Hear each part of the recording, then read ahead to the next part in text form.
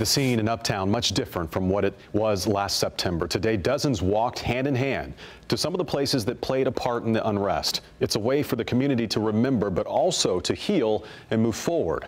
Our Rad Berkey is live at Marshall Park where the march started. Rad, it seems things are pretty subdued right now. It was always peaceful, always somber today as those who took part reflected on the events of a year ago.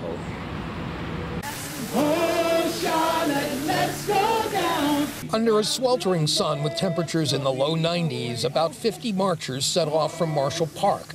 Their first stop, Charlotte-Mecklenburg Police Headquarters. And yet we cannot ignore the brokenness in our world. Well, there hasn't been much change. But that assessment from the head of the Charlotte chapter of the NAACP, Corinne Mack.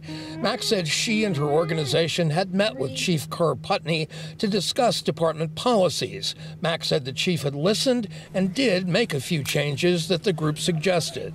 Well, I'm hoping that people realize that one man can't make that change. We have to all come together to help him make that change. Marchers also stopped outside the Hyatt and Omni hotels, where violence broke out a year ago between protesters and police. Outside the Omni, one protester was killed. Police say he'd been shot by another demonstrator. Outgoing Mayor Jennifer Roberts was at the march today, as were both the Democratic and Republican mayoral candidates in the November election.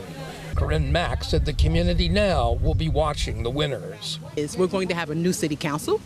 And so I'm hoping, though they may be new, that we, the citizens, hold them accountable. So again, the march today, very peaceful.